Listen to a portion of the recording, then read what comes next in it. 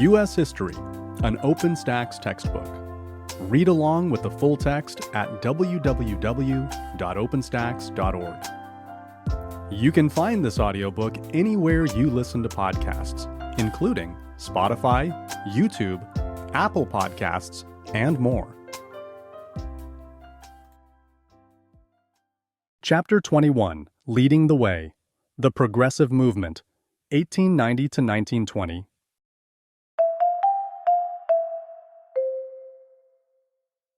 Introduction. Women's suffrage was one of many causes that emerged in the Progressive era, as Americans confronted the numerous challenges of the late 19th century. Starting in the late 1800s, women increasingly were working outside the home, a task almost always done for money, not empowerment, as well as pursuing higher education, both at universities that were beginning to allow women to enroll and at female-only schools. Often, it was educated middle-class women with more time and resources that took up causes such as child labor and family health. As more women led new organizations or institutions, such as the settlement houses, they grew to have a greater voice on issues of social change. By the turn of the century, a strong movement had formed to advocate for a woman's right to vote. For 3 decades, suffragist groups pushed for legislation to give women the right to vote in every state. As the illustration above shows, the Western states were the first to grant women the right to vote. It would not be until 1920 that the nation would extend that right to all women.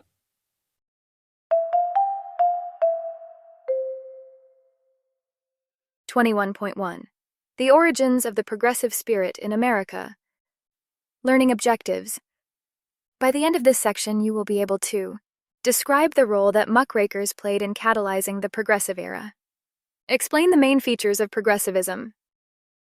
The Progressive era was a time of wide-ranging causes and varied movements, where activists and reformers from diverse backgrounds and with very different agendas pursued their goals of a better America. These reformers were reacting to the challenges that faced the country at the end of the 19th century: rapid urban sprawl, immigration, corruption, industrial working conditions, the growth of large corporations, women's rights, and surging anti-black violence and white supremacy in the South. Investigative journalists of the day uncovered social inequality and encouraged Americans to take action. The campaigns of the progressives were often grassroots in their origin. While different causes shared some underlying elements, each movement largely focused on its own goals, be it the right of women to vote, the removal of alcohol from communities, or the desire for a more democratic voting process. The Muckrakers. A group of journalists and writers collectively known as muckrakers provided an important spark that ignited the progressive movement. Unlike the yellow journalists, who were interested only in sensationalized articles designed to sell newspapers, muckrakers exposed problems in American society and urged the public to identify solutions. Whether those problems were associated with corrupt machine politics, poor working conditions in factories, or the questionable living conditions of the working class, among others, muckrakers shined a light on the problem and provoked outraged responses from Americans. President Theodore Roosevelt knew many of these investigative journalists well and considered himself a progressive. Yet, unhappy with the way they forced agendas into national politics, he was the one who first gave them the disparaging nickname muckrakers, invoking an ill-spirited character obsessed with filth from the Pilgrim's Progress, a 1678 Christian allegory written by John Bunyan. Beginning in the second half of the 19th century, these progressive journalists sought to expose critical social problems and exhort the public to take action. In his book, How the Other Half Lives, 1890, journalist and photographer Jacob Riis used photojournalism to capture the dismal and dangerous living conditions in working-class tenements in New York City. Ida Tarbell, perhaps the most well-known female muckraker, wrote a series of articles on the dangers of John D. Rockefeller's powerful monopoly, Standard Oil. Her articles followed Henry Damaris Lloyd's book, Wealth Against Commonwealth, published in 1894, which examined the excesses of Standard Oil. Other writers, like Lincoln Steffens, explored corruption in city politics, or, like Ray Stannard Baker, researched unsafe working conditions and low pay in the coal mines. The work of the muckrakers not only revealed serious problems in American society, but also agitated, often successfully, for change. Their articles in magazines such as McClure's, as well as books, garnered attention for issues such as child labor, antitrust, big business breakups, and health and safety. Progressive activists took up these causes and lobbied for legislation to address some of the ills troubling industrial America. The features of progressivism. Muckrakers drew public attention to some of the most glaring inequities and scandals that grew out of the social ills of the Gilded Age and the hands-off approach of the federal government since the end of Reconstruction. These writers, by and large, addressed a white, middle-class and elite, native-born audience, even though progressive movements and organizations involved a diverse range of Americans. What united these progressives beyond their different backgrounds and causes was a set of uniting principles, however. Most strove for a perfection of democracy, which required the expansion of suffrage to worthy citizens and the restriction of political participation for those considered unfit on account of health, education, or race. Progressives also agreed that democracy had to be balanced with an emphasis on efficiency, a reliance on science and technology, and deference to the expertise of professionals. They repudiated party politics, but looked to government to regulate the modern market economy, and they saw themselves as the agents of social justice and reform, as well as the stewards and guides of workers and the urban poor. Often, reformers' convictions and faith in their own expertise led them to dismiss the voices of the very people they sought to help. The expressions of these progressive principles developed at the grassroots level. It was not until Theodore Roosevelt unexpectedly became president in 1901 that the federal government would engage in progressive reforms. Before then, progressivism was work done by the people, for the people. What knit progressives together was the feeling that the country was moving at a dangerous pace, in a dangerous direction, and required the efforts of everyday Americans to help put it back on track.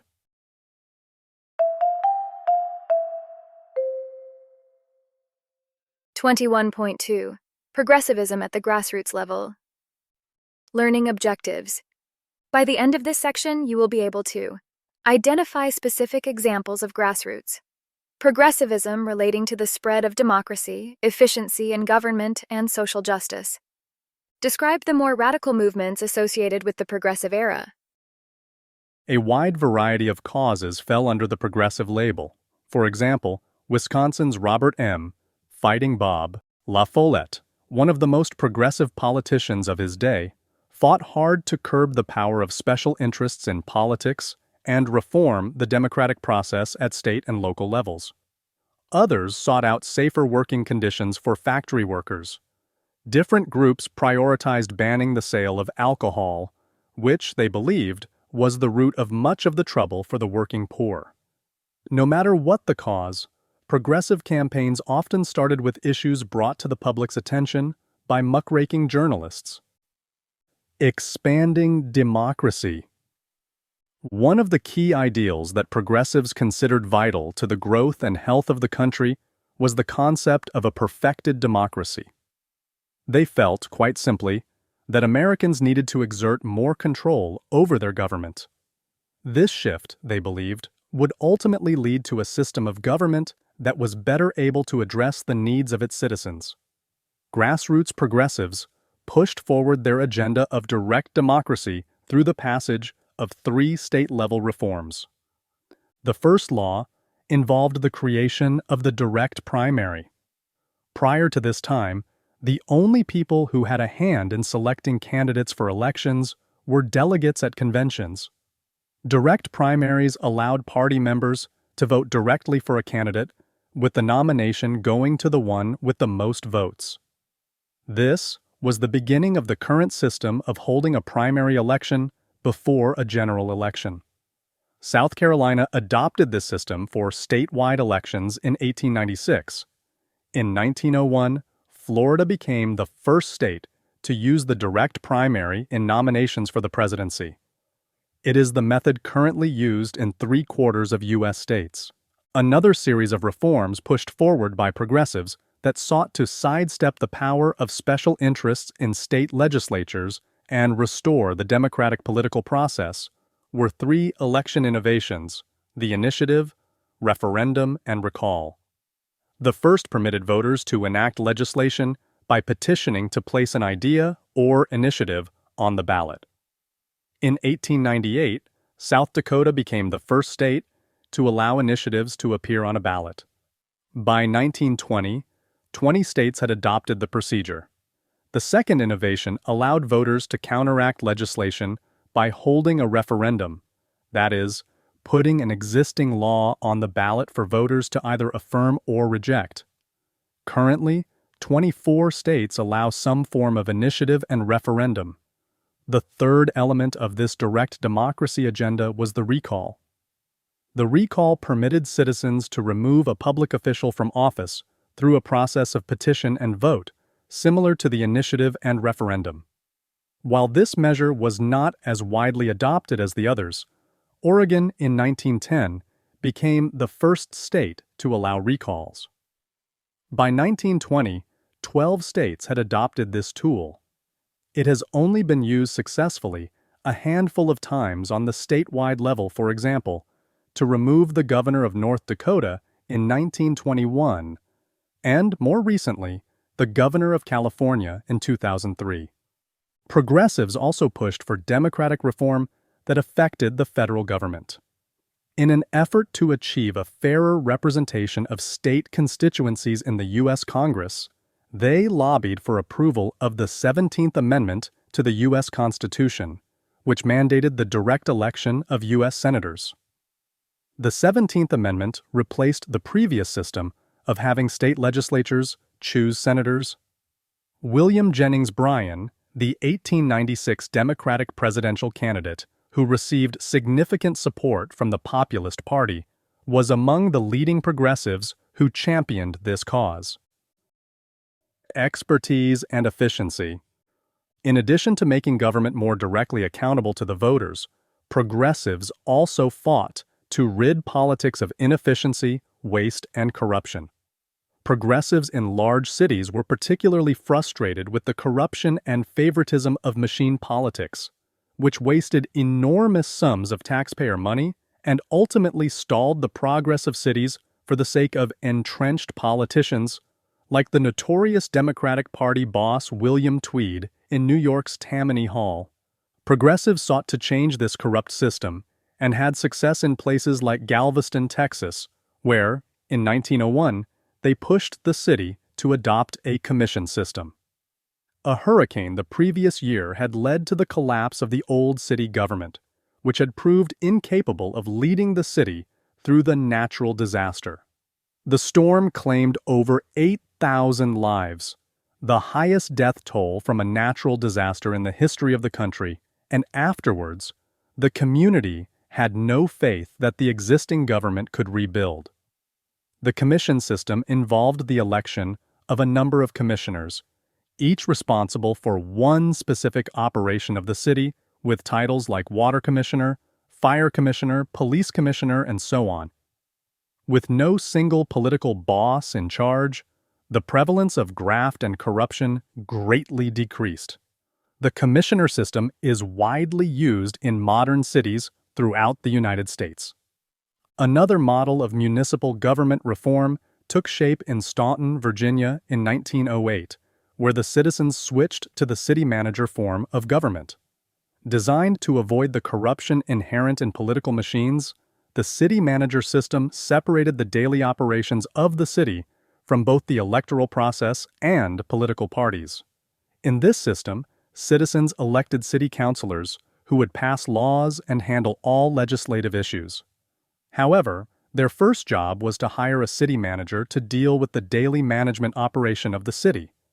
This person, unlike the politicians, was an engineer or businessman who understood the practical elements of city operations and oversaw city workers.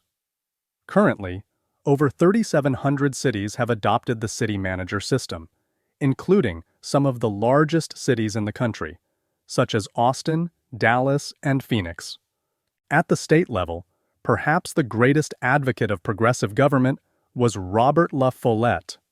During his time as governor, from 1901 through 1906, La Follette introduced the Wisconsin idea, wherein he hired experts to research and advise him in drafting legislation to improve conditions in his state.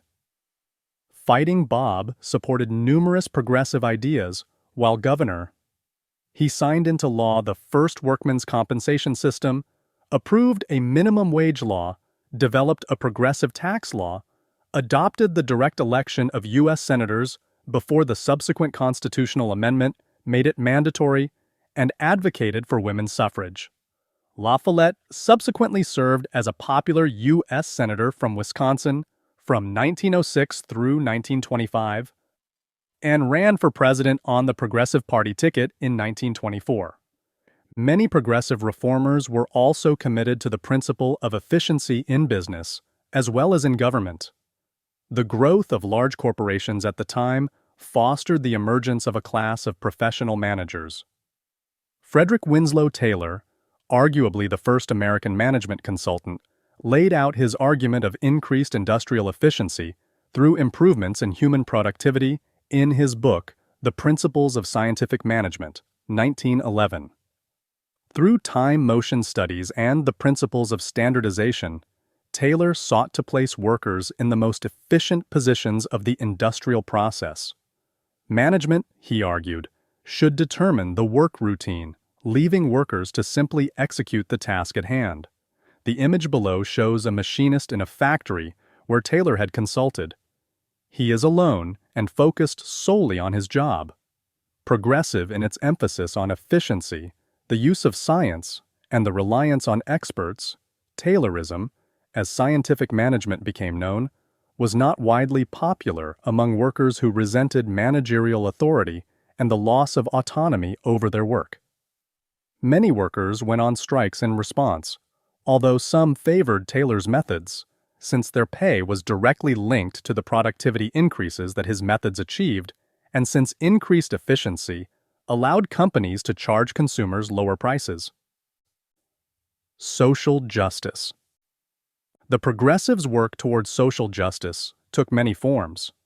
In some cases, it was focused on those who suffered due to pervasive inequality, such as African Americans, other ethnic groups, and women. In others, the goal was to help those who were in desperate need due to circumstance, such as poor immigrants from Southern and Eastern Europe who often suffered severe discrimination, the working poor, and those with ill health. Women were in the vanguard of social justice reform. Jane Addams, Lillian Wald, and Ellen Gates Starr, for example, led the settlement house movement of the 1880s, discussed in a previous chapter. Their work to provide social services, education, and healthcare to working-class women and their children was among the earliest progressive grassroots efforts in the country. Building on the successes of the settlement houses, social justice reformers took on other related challenges.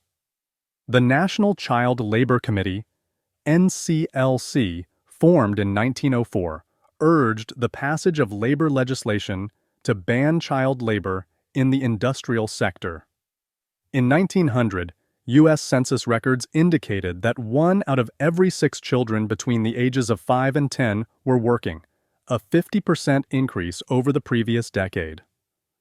If the sheer numbers alone were not enough to spur action, the fact that managers paid child workers noticeably less for their labor gave additional fuel to the NCLC's efforts to radically curtail child labor.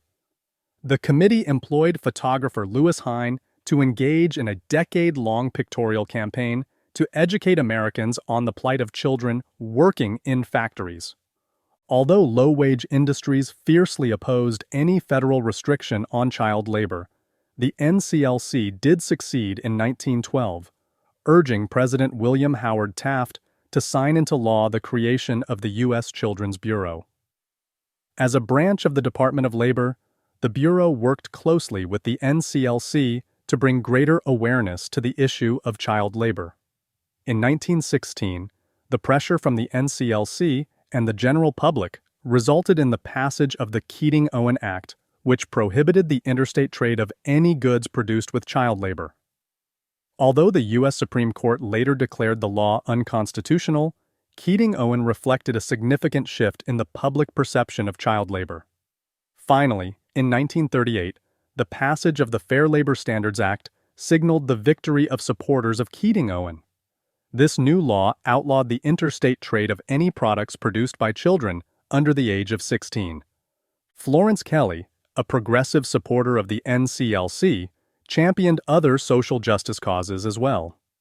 As the first General Secretary of the National Consumers League, which was founded in 1899 by Jane Addams and others, Kelley led one of the original battles to try and secure safety in factory working conditions. She particularly opposed sweatshop labor and urged the passage of an 8-hour workday law in order to specifically protect women in the workplace. Kelley's efforts were initially met with strong resistance from factory owners who exploited women's labor and were unwilling to give up the long hours and low wages they paid in order to offer the cheapest possible product to consumers. But in 1911, a tragedy turned the tide of public opinion in favor of Kelley's cause. On March 25th of that year, a fire broke out at the Triangle Shirtwaist Company on the 8th floor of the Ash Building in New York City, resulting in the deaths of 146 garment workers, most of them young, immigrant women. Management had previously blockaded doors and fire escapes in an effort to control workers and keep out union organizers. In the blaze, many died due to the crush of bodies trying to evacuate the building. Others died when they fell off the flimsy fire escape or jumped to their deaths to escape the flames. This tragedy provided the National Consumers League with the moral argument to convince politicians of the need to pass workplace safety laws and codes. Another cause that garnered support from a key group of progressives was the prohibition of liquor.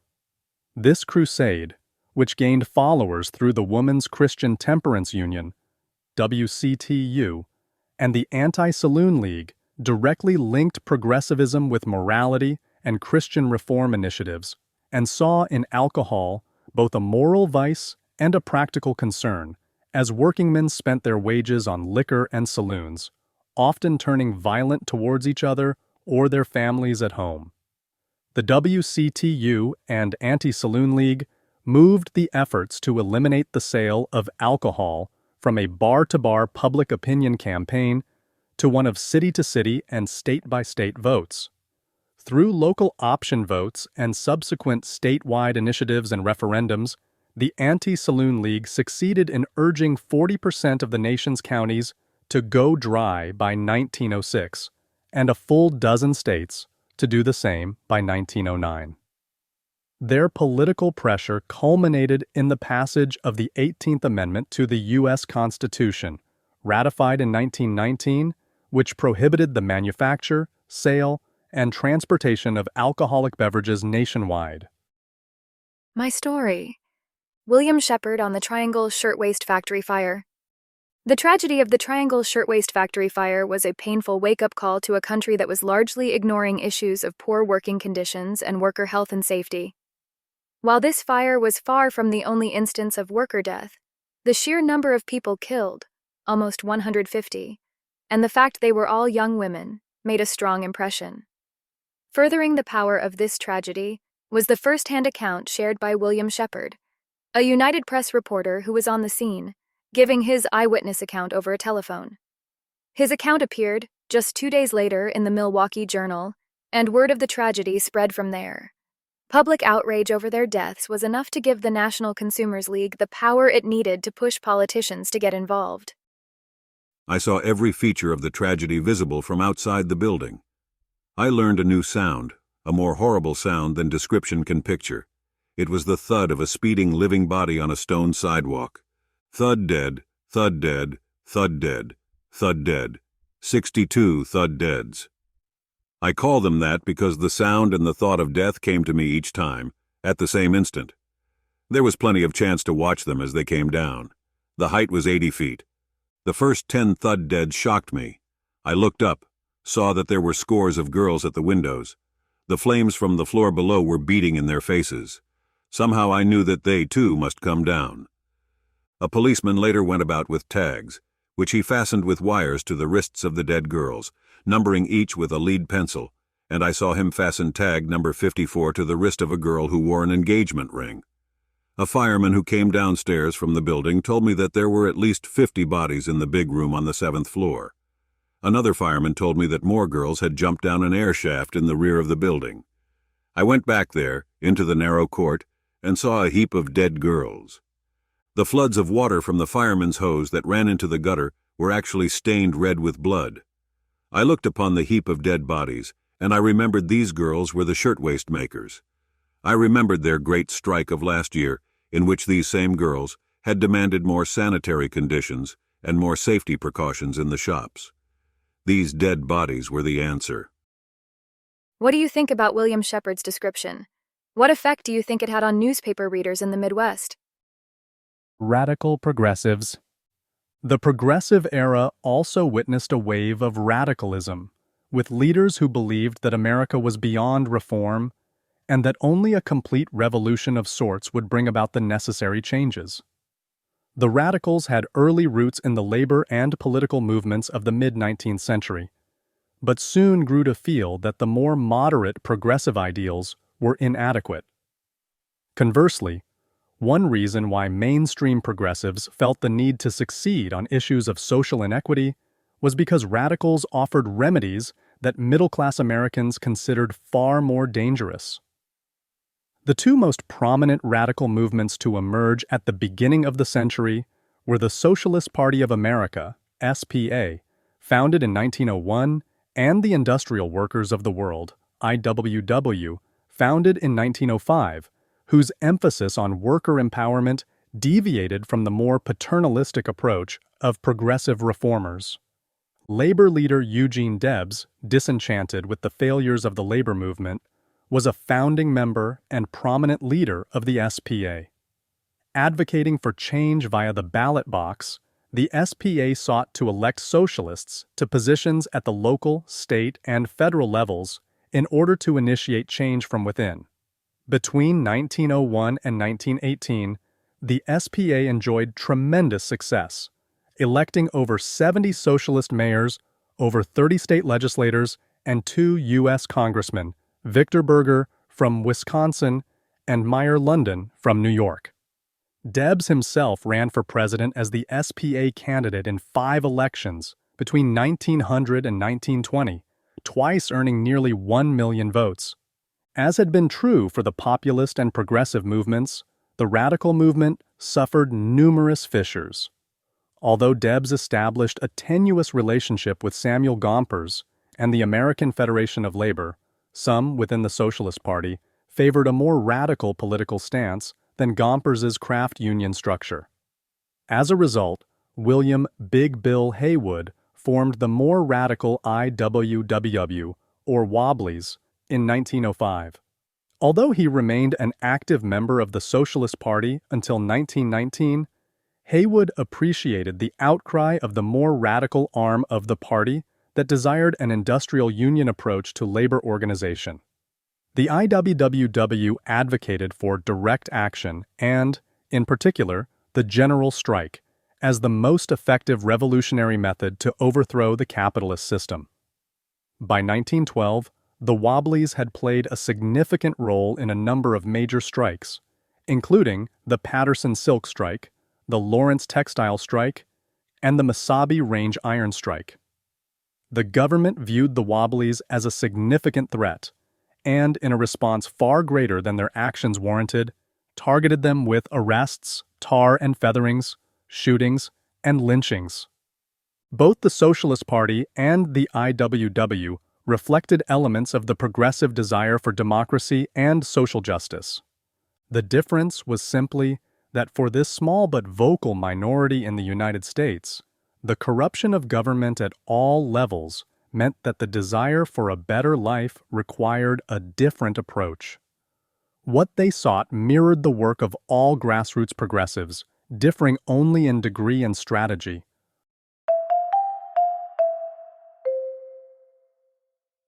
.3 New Voices for Women and African Americans. Learning Objectives. By the end of this section, you will be able to understand the origins and growth of the women's rights movement. Identify the different strands of the early African American civil rights movement. The progressive drive for a more perfect democracy and social justice also fostered the growth of two new movements that attacked the oldest and most long-standing betrayals of the American promise of equal opportunity and citizenship: the disfranchisement of women and civil rights for African Americans.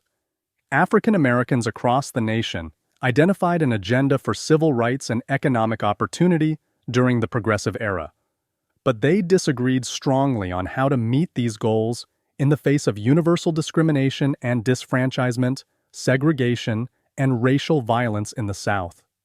And beginning in the late 19th century, the women's movement cultivated a cadre of new leaders, national organizations, and competing rationales for women's rights, especially the right to vote. Leaders emerge in the women's movement. Women like Jane Addams and Florence Kelley were instrumental in the early progressive settlement house movement, and female leaders dominated organizations such as the WCTU and the Anti-Saloon League. From these earlier efforts came new leaders who, in their turn, focused their efforts on the key goal of the Progressive Era as it pertained to women: the right to vote. Women had first formulated their demand for the right to vote in the Declaration of Sentiments at a convention in Seneca Falls, New York, in 1848, and saw their first opportunity of securing suffrage during Reconstruction when legislators, driven by racial animosity, sought to enfranchise women to counter the votes of black men following the 1870 ratification of the 15th Amendment. The movement moved forward with legal action and activism. Mary Ann Shadd Cary, Florence Woodhull, and others testified before the House Judiciary Committee. They argued that the 14th Amendment, which guaranteed equal protection under the law, indicated that women should have the right to vote. Cary, a publisher, and the first black woman to attend law school, the second to graduate, recalled the principles of the nation's founding when she said, "The strength and glory of a free nation is not so much in the size and equipment of its armies, as in the loyal hearts and willing hands of its men and women. Taxed and governed in other respects without their consent, women respectfully demand that the principles of the founders of the government may not be disregarded in their case." The committee issued a negative ruling on their testimony. Susan B. Anthony, a veteran of the suffrage movement, registered and voted under the principle that the 14th Amendment gave her the right. She was arrested and ruled guilty without being allowed to testify. On July 4, 1876, during the centennial celebration in Philadelphia, suffragists delivered the Declaration of the Rights of Women of the United States, written largely by Elizabeth Cady Stanton. When the disconcerted President, Vice President Ferry, refused to allow the document, Anthony began reading it aloud from outside Independence Hall. By 1900, the western frontier states of Colorado, Idaho, Utah, and Wyoming had already responded to women's movements with the right to vote in state and local elections, regardless of gender. They conceded to the suffragists' demands, partly in order to attract more women to these male-dominated regions. But women's lives in the West also rarely fit with the 19th century ideology of separate spheres that had legitimized the exclusion of women from the rough-and-tumble party competitions of public politics. In 1890, the National American Women's Suffrage Association, NAWSA, organized several hundred state and local chapters to urge the passage of a federal amendment to guarantee a woman's right to vote.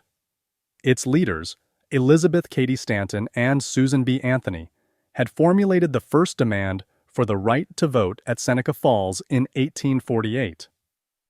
Under the subsequent leadership of Carrie Chapman Catt, beginning in 1900, the group decided to make suffrage its first priority. Soon, its membership began to grow. Using modern marketing efforts like celebrity endorsements to attract a younger audience, the NAWSA became a significant political pressure group for the passage of an amendment to the U.S. Constitution. For some in the NAWSA, however, the pace of change was too slow. Frustrated with the lack of response by state and national legislators, Alice Paul, who joined the organization in 1912, sought to expand the scope of the organization as well as to adopt more direct protest tactics to draw greater media attention. When others in the group were unwilling to move in her direction, Paul split from the NAWSA to create the Congressional Union for Woman Suffrage, later renamed the National Woman's Party in 1913.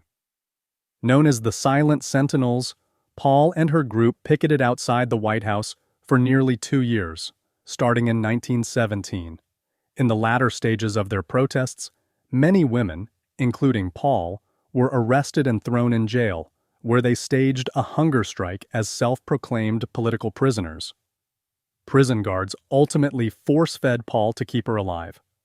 At a time, during World War I, when women volunteered as army nurses, worked in vital defense industries, and supported Wilson's campaign to make the world safe for democracy, the scandalous mistreatment of Paul embarrassed President Woodrow Wilson. Enlightened to the injustice toward all American women, he changed his position in support of a woman's constitutional right to vote. While Catt and Paul used different strategies, their combined efforts brought enough pressure to bear for Congress to pass the 19th Amendment, which prohibited voter discrimination on the basis of sex, during a special session in the summer of 1919. Subsequently, the required 36 states approved its adoption, with Tennessee doing so in August of 1920 in time for that year's presidential election. Defining American. The anti-suffragist movement. The early suffragists may have believed that the right to vote was a universal one, but they faced waves of discrimination and ridicule from both men and women. The image below shows one of the organizations pushing back against the suffragist movement, but much of the anti-suffrage campaign was carried out through ridiculing postcards and signs that showed suffragists as sexually wanton, grasping, irresponsible, or impossibly ugly. Men in anti-suffragist posters were depicted as henpecked, crouching to clean the floor, while their suffragist wives marched out the door to campaign for the vote. They also showed cartoons of women gambling, drinking, and smoking cigars. That is, taking on men's vices once they gained voting rights. Other anti-suffragists believed that women could better influence the country from outside the realm of party politics, through their clubs, petitions, and churches. Many women also opposed women's suffrage because they thought the dirty world of politics was a morass to which ladies should not be exposed. The National Association opposed to women's suffrage formed in 1911. Around the country, state representatives used the organization's speakers, funds, and literature to promote the anti-suffragist cause. As the link below illustrates, the suffragists endured much prejudice and backlash in their push for equal rights. Leaders emerge in the early civil rights movement. Racial mob violence against African Americans permeated much of the New South, and, to a lesser extent, the West, where Mexican Americans and other immigrant groups also suffered severe discrimination and violence by the late 19th century. The Ku Klux Klan and a system of Jim Crow laws governed much of the South, discussed in a previous chapter. White middle-class reformers were appalled at the violence of race relations in the nation, but typically shared the belief in racial characteristics and the superiority of Anglo-Saxon white people over African Americans, Asians, ethnic Europeans, Native Americans, and Latin American populations. Southern reformers considered segregation a progressive solution to racial violence. Across the nation, educated middle-class Americans enthusiastically followed the work of eugenicists who identified virtually all human behavior as inheritable traits and issued awards at county fairs to families and individuals for their racial fitness. It was against this tide that African American leaders developed their own voice in the Progressive era, working along diverse paths to improve the lives and conditions of African Americans throughout the country. Born into slavery in Virginia in 1856, Booker T. Washington became an influential African American leader at the outset of the Progressive era. In 1881, he became the first principal for the Tuskegee Normal and Industrial Institute in Alabama, a position he held until he died in 1915. Tuskegee was an all-black normal school, an old term for a teacher's college, teaching African Americans a curriculum geared towards practical skills such as cooking, farming, and housekeeping. Graduates would often then travel through the South, teaching new farming and industrial techniques to rural communities. Washington extolled the school's graduates to focus on the black community's self-improvement and prove that they were productive members of society even in freedom, something white Americans throughout the nation had always doubted.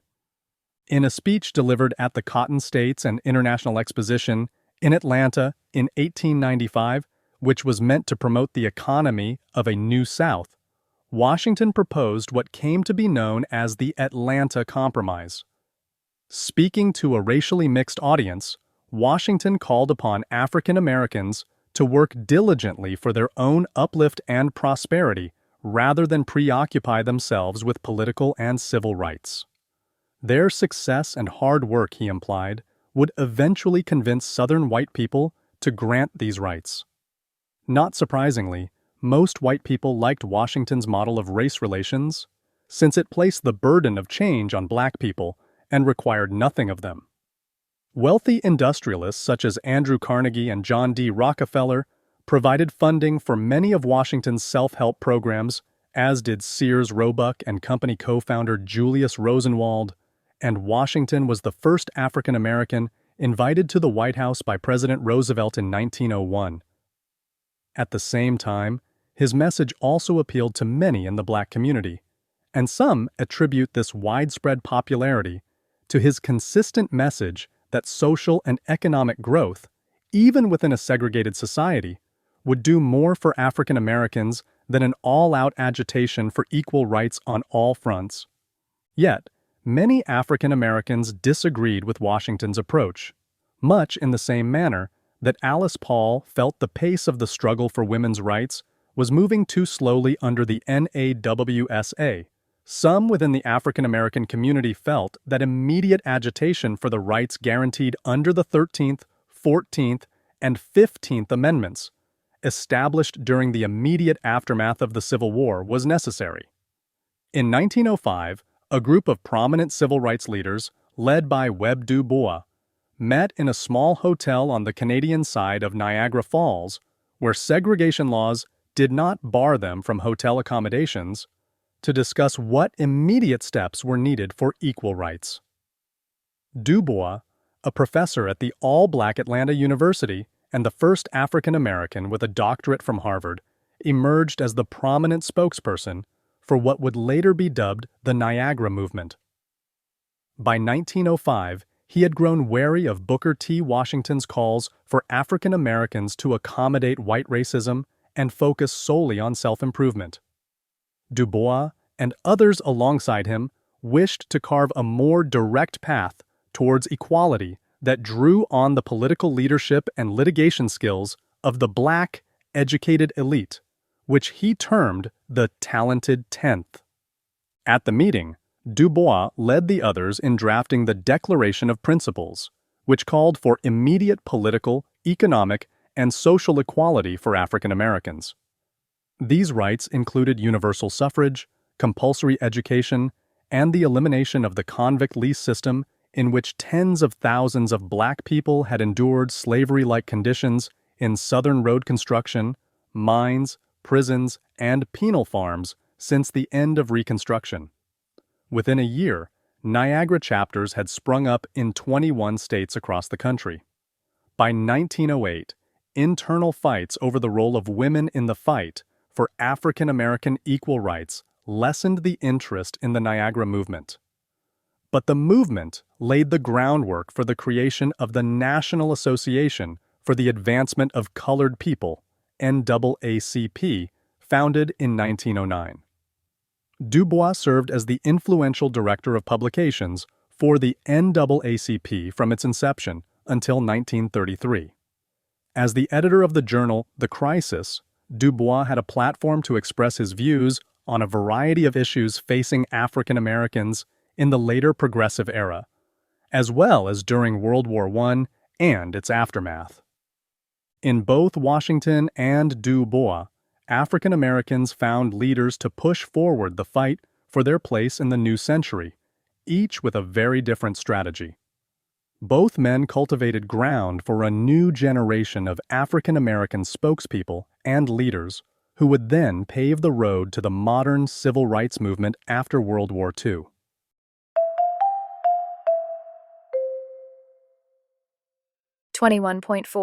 Progressivism in the White House. Learning objectives. By the end of this section, you will be able to explain the key features of Theodore Roosevelt's Square Deal. Explain the key features of William Howard Taft's Progressive Agenda. Identify the main pieces of legislation that Woodrow Wilson's New Freedom Agenda comprised. Progressive groups made tremendous strides on issues involving democracy, efficiency, and social justice. But they found that their grassroots approach was ill-equipped to push back against the most powerful beneficiaries of growing inequality, economic concentration, and corruption, big business. In their fight against the trusts, progressives needed the leadership of the federal government, and they found it in Theodore Roosevelt in 1901, through an accident of history. In 1900, a sound economic recovery, a unifying victory in the Spanish-American War, and the annexation of the Philippines had helped President William McKinley secure his re-election with the first solid popular majority since 1872. His new vice president was former New York Governor and Assistant Secretary of the Navy, Theodore Roosevelt. But when an assassin shot and killed President McKinley in 1901 at the Pan American Exposition in Buffalo, New York, Theodore Roosevelt unexpectedly became the youngest president in the nation's history. More importantly, it ushered in a new era of progressive national politics and changed the role of the presidency for the 20th century. Busting the trusts. Roosevelt's early career showed him to be a dynamic leader with a progressive agenda. Many Republican Party leaders disliked Roosevelt's progressive ideas and popular appeal and hoped to end his career with a nomination to the vice presidency, long considered a dead end in politics. When an assassin's bullet toppled this scheme, Mark Hanna, a prominent Republican senator and party leader, lamented, "Now look, that damned cowboy is now president." As the new president, however, Roosevelt moved cautiously with his agenda while he finished out McKinley's term. Roosevelt kept much of McKinley's cabinet intact, and his initial message to Congress gave only one overriding progressive goal for his presidency: to eliminate business trusts. In the 3 years prior to Roosevelt's presidency, the nation had witnessed a wave of mergers and the creation of megacorporations. To counter this trend, Roosevelt created the Department of Commerce and Labor in 1903, which included the Bureau of Corporations, whose job it was to investigate trusts. He also asked the Department of Justice to resume prosecutions under the Sherman Antitrust Act of 1890. Intended to empower federal prosecutors to ban monopolies as conspiracies against interstate trade, the law had run afoul of a conservative Supreme Court. In 1902, Roosevelt launched his administration's first antitrust suit against the Northern Securities Trust Company, which included powerful businessmen like John D. Rockefeller and J.P. Morgan, and controlled many of the large Midwestern railroads. The suit wound through the judicial system all the way to the U.S. Supreme Court. In 1904, the highest court in the land ultimately affirmed the ruling to break up the trust in a narrow 5-4 vote. For Roosevelt, that was enough of a mandate.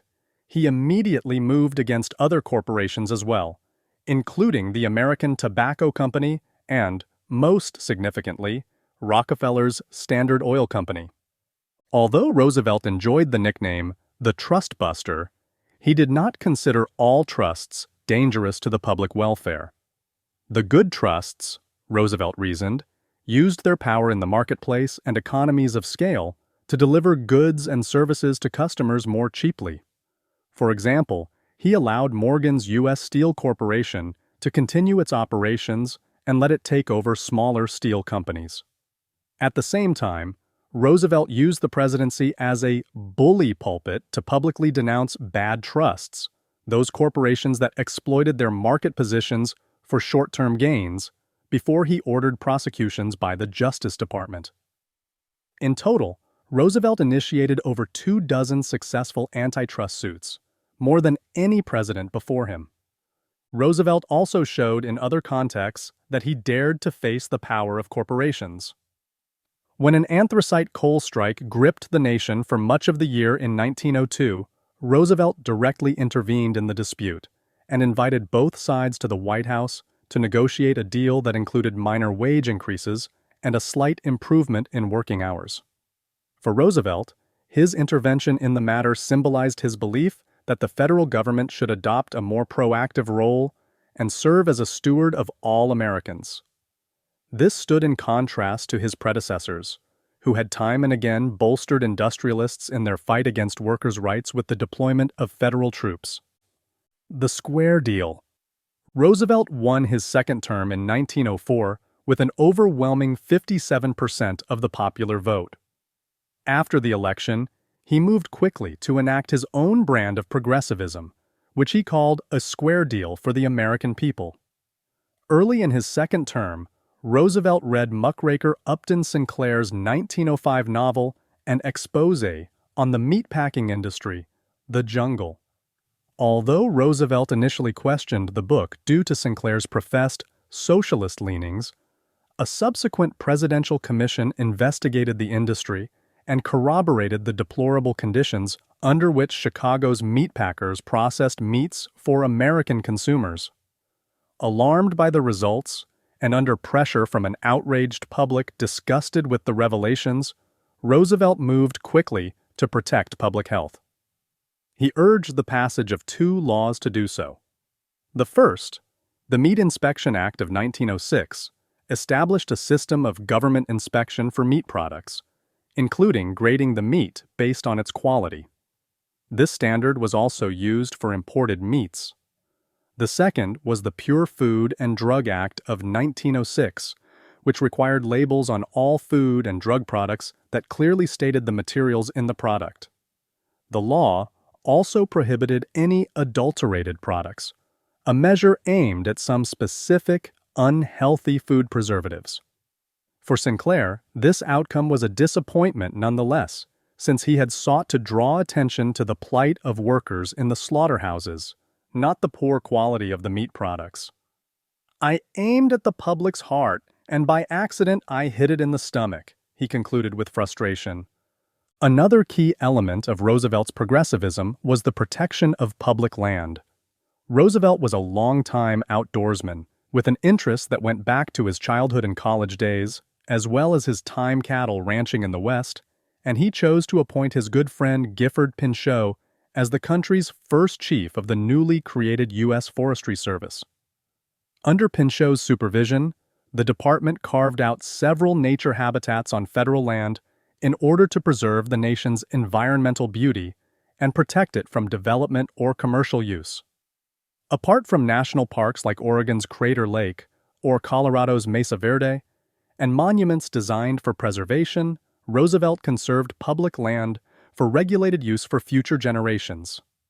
To this day, the 150 national forests created under Roosevelt's stewardship carry the slogan, "Land of Many Uses." In all, Roosevelt established 18 national monuments, 51 federal bird preserves, 5 national parks, and over 150 national forests, which amounted to about 230 million acres of public land. In his second term in office, Roosevelt signed legislation on progressive issues such as factory inspections, child labor, and business regulation. He urged the passage of the Elkins Act of 1903 and the Hepburn Act of 1906, both of which strengthened the position of the Interstate Commerce Commission to regulate railroad prices. These laws also extended the Commission's authority to regulate interstate transportation on bridges, ferries, and even oil pipelines. As the 1908 election approached, Roosevelt was at the height of popularity among the American public, if not among the big businesses and conservative leaders of his own Republican Party. Nonetheless, he promised on the night of his re-election in 1904 that he would not seek a third term. Roosevelt stepped aside as the election approached, but he did handpick a successor, Secretary of War and former Governor General of the Philippines, William Howard Taft of Ohio, a personal friend who, he assured the American public, would continue the path of the square deal.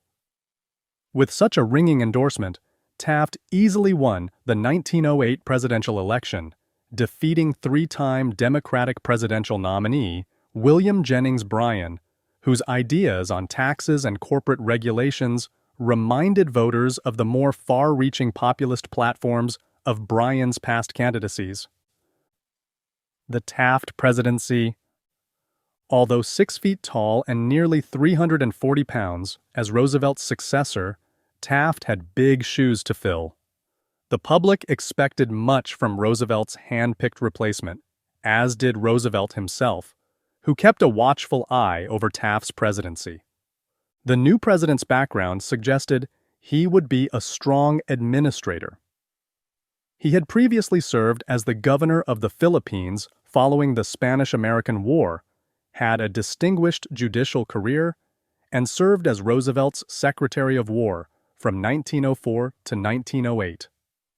Republican leaders, however, were anxious to re-establish tighter control over the party after Roosevelt's departure, and they left Taft little room to maneuver.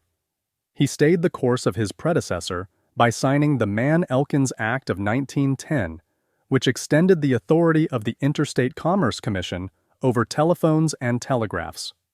Additionally, during his tenure, Congress proposed constitutional amendments to authorize a federal income tax and mandate the direct election of U.S. senators. But even though Taft initiated twice as many antitrust suits against big business as Roosevelt, he lacked the political negotiating skills and focus on the public good of his predecessor, who felt betrayed when Taft took J.P. Morgan's U.S. Steel Corporation to court over an acquisition that Roosevelt had promised Morgan would not result in a prosecution.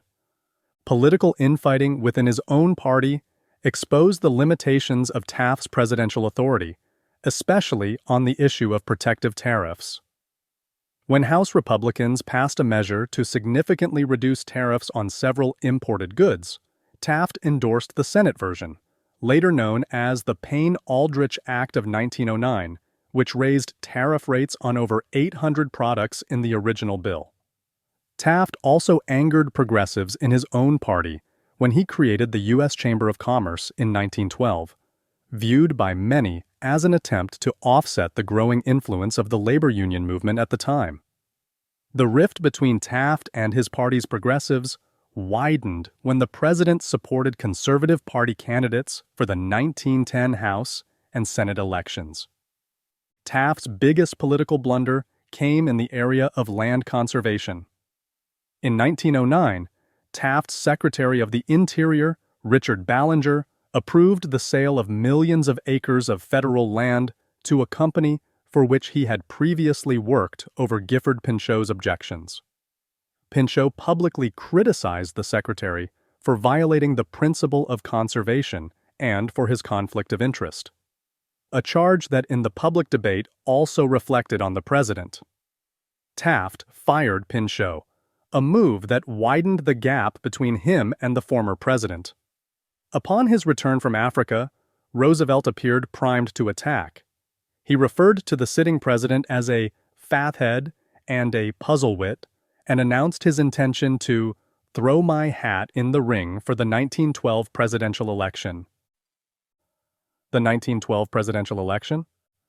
Although not as flamboyant or outwardly progressive as Roosevelt, Taft's organizational skills and generally solid performance as president aligned with the party leadership's concerns over another Roosevelt presidency and secured for him the Republican Party's nomination.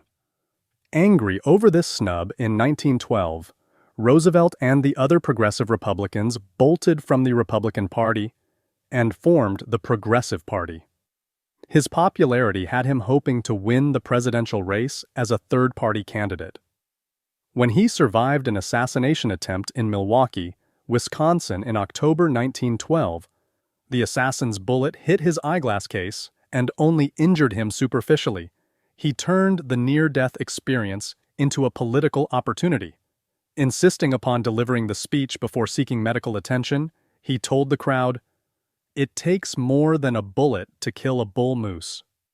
The moniker stuck, and Roosevelt's Progressive Party would be known as the Bull Moose Party for the remainder of the campaign. The Democrats realized that a split Republican Party gave them a good chance of regaining the White House for the first time since 1896. They found their candidate in the progressive governor of New Jersey, Woodrow Wilson. A former history professor and president at Princeton University, Wilson had an academic demeanor that appealed to many progressive reformers.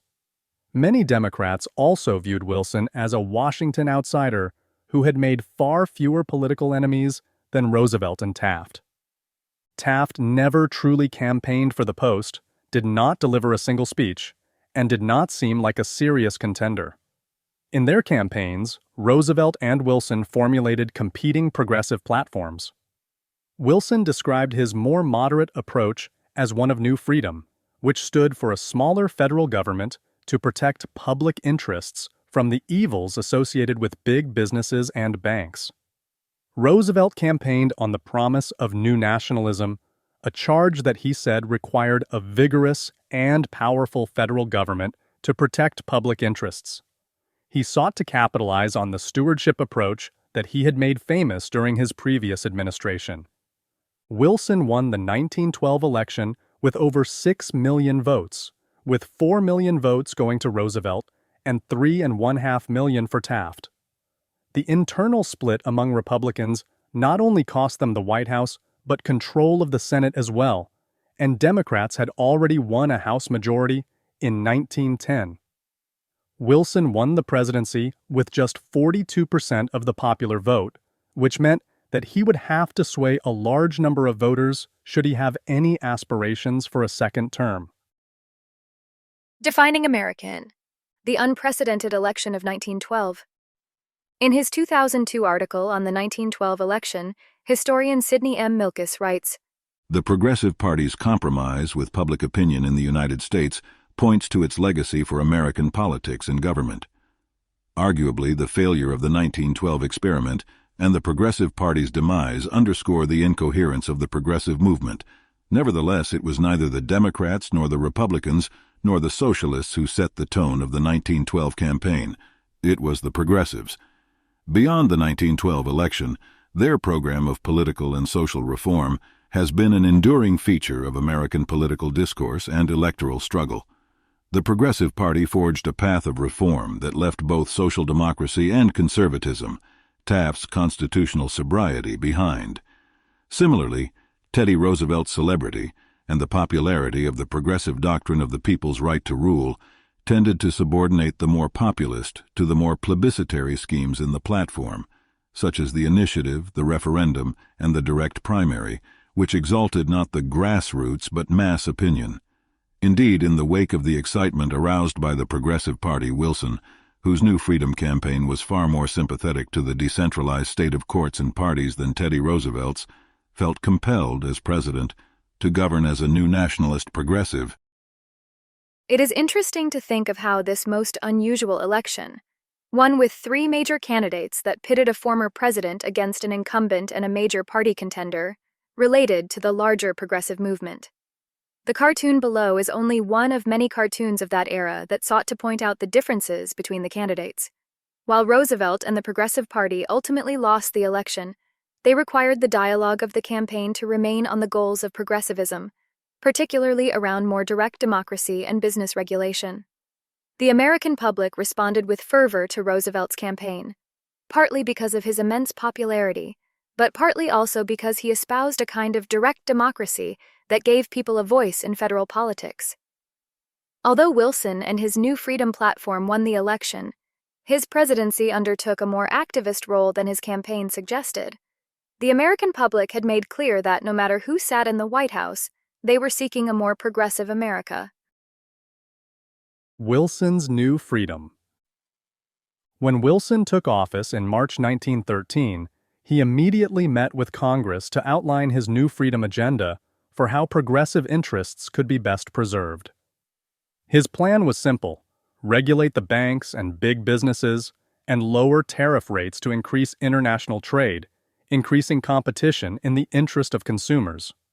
Wilson took the unusual step of calling a special session of Congress in April 1913 to tackle the tariff question, which resulted in the Revenue Act of 1913, also known as the Underwood Tariff Act.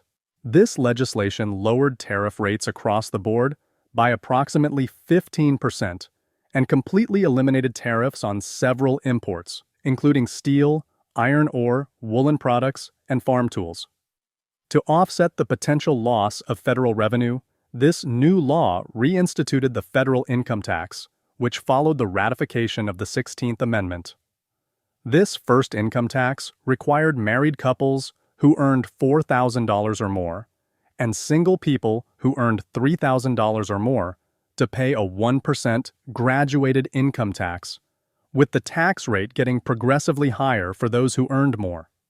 Late in 1913, Wilson signed the Federal Reserve Act to regulate the banking industry and establish a federal banking system. Designed to remove power over interest rates from the hands of private bankers, the new system created 12 privately owned regional reserve banks, regulated by a presidentially appointed Federal Reserve Board.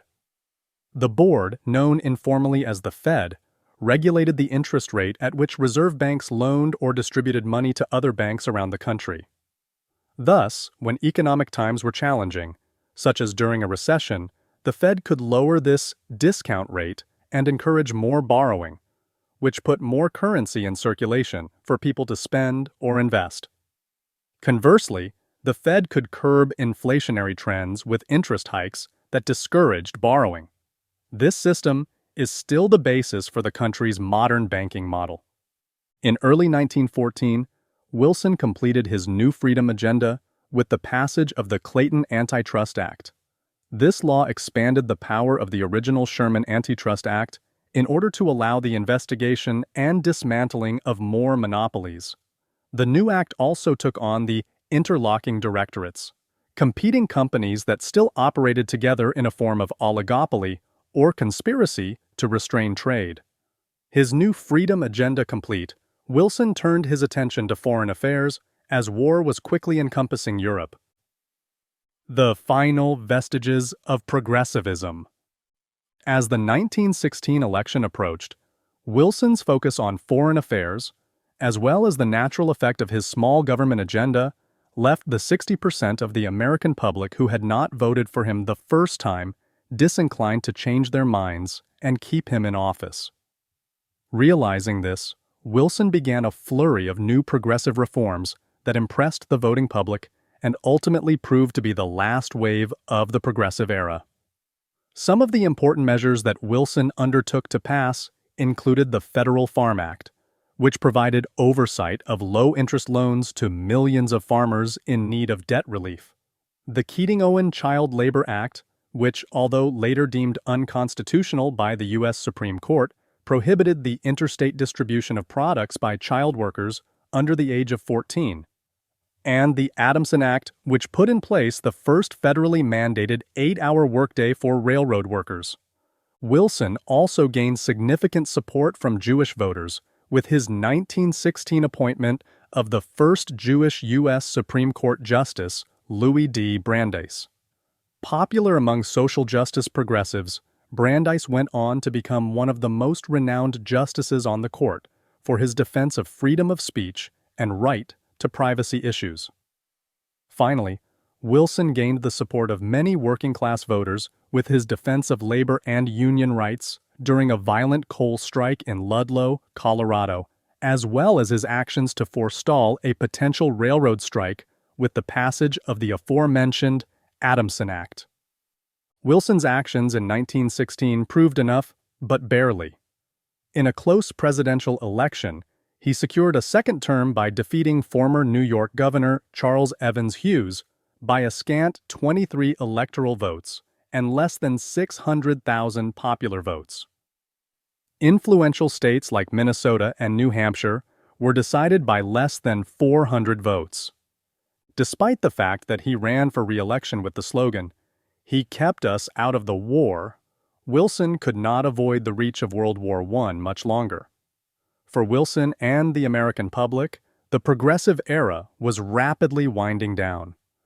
Although a few progressive achievements were still to come in the areas of women's suffrage and prohibition, the country would soon be gripped by the war that Wilson had tried to avoid during his first term in office. When he took the oath for his second term on March 4, 1917, Wilson was barely 5 weeks away from leading the United States in declaring war on Germany, a move that would put an end to the progressive era.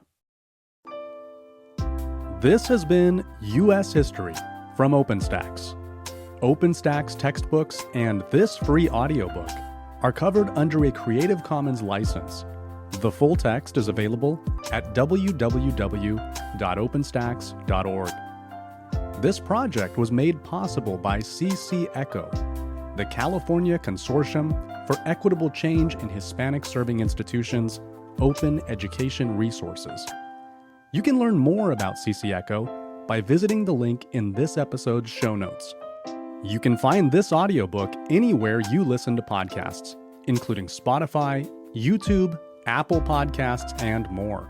Instructors can even download a course shell to embed these recordings in Canvas courses. Learn more by visiting www.openaudio.us. Did you find this audiobook helpful?